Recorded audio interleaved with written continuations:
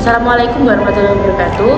Selamat siang, kami dari kelompok 7 akan menjelaskan sedikit materi tentang filsafat dan berfilsafat dalam kehidupan sehari-hari. Sebelum itu, kami akan memperkenalkan diri terlebih dahulu. Perkenalkan, nama saya Syafa Windy Latifah dengan NPM 031. Saya Nabila Irana Saridi dengan NPM 006. Saya Dicaransa Aziza dengan NPM 003. Salina Jinggapur Islami dengan NPM 035. Saya Yasin Zara Tafiani Imawan dengan NPM 004. Filsafat. Apa itu filsafat? Filsafat berasal dari bahasa Yunani yaitu philos dan sophos. Philos berarti teman atau cinta, sementara sophos berarti kebijaksanaan atau pengetahuan. Filsafat dapat diartikan sebagai matter sincerum yang artinya induk dari segala ilmu pengetahuan. Dengan demikian, filsafat berarti mencintai hal-hal yang bersifat bijaksana atau sebagai dasar dari ilmu pengetahuan yang ada di dunia. Filsafat mempunyai peranan penting dalam kehidupan sehari-hari. Contohnya kita ambil dari ilmu pengetahuan. Filsafat sangat memahami perannya dalam menghimpun ilmu pengetahuan. Maka dapat dikatakan filsafat merupakan induk atas pusat dari segala ilmu pengetahuan. Selain menjadi induk atas ilmu, filsafat juga berperan sebagai pembantu menginterpretasikan ilmu pengetahuan agar mudah disampaikan kepada masyarakat. Selain itu, filsafat juga memberikan sikap tanggung jawab dan melestarikan perannya dalam merealisasikan nilai-nilai yang terkandung di dalamnya. Tujuan adanya filsafat adalah guna mencari hakikat kebenaran terhadap sesuatu hal, baik dalam kebenaran berpikir atau logika, berperilaku atau etika, maupun hakikat keaslian atau metafisika. Dengan berfilsafat, individu akan lebih menjadi manusiawi, karena individu akan terus melakukan perenungan dan menganalisa terhadap hakikat jasmani serta hakikat rohani manusia dalam kehidupan di dunia agar bertindak secara bijaksana. Berpikir filsafat juga memiliki beberapa karakteristik. Yang pertama, bersifat komprehensif.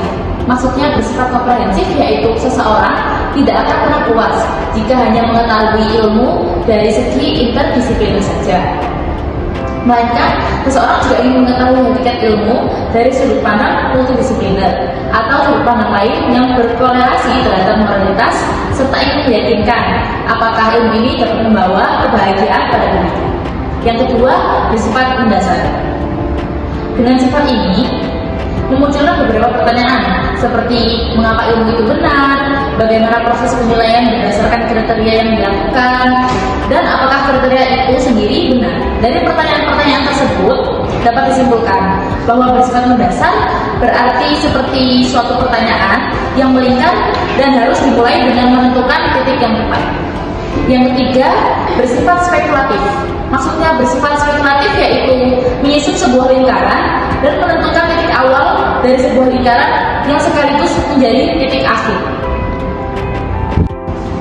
Filsafat sendiri memiliki suatu manfaat. Salah satu manfaatnya yang bisa dijelaskan di sini adalah dapat untuk mencari kebenaran dari gejala fenomena yang ada, serta dapat membuktikan pengertian mengenai cara hidup, serta cara berpandangan dalam hidup juga bisa memandang dunia secara lebih universal.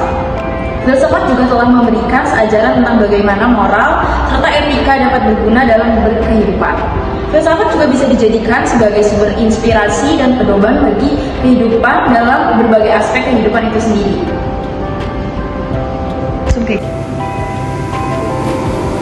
Oke, jadi dari penjelasan di atas dapat diambil kesimpulan bahwa secara umum manfaat filsafat adalah dapat digunakan sebagai alat pencari kebenaran dari berbagai macam gejala fenomena yang ada.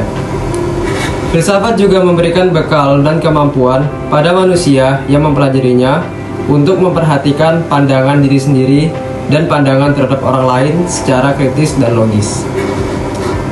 Filsafat juga telah memberikan pengertian mengenai cara hidup, pandangan hidup, dan pandangan dunia, juga memberikan pemahaman mengenai moral dan etika yang berguna dalam kehidupan serta menjadi sumber inspirasi dan pedoman bagi kehidupan dalam berbagai aspek. Terima kasih.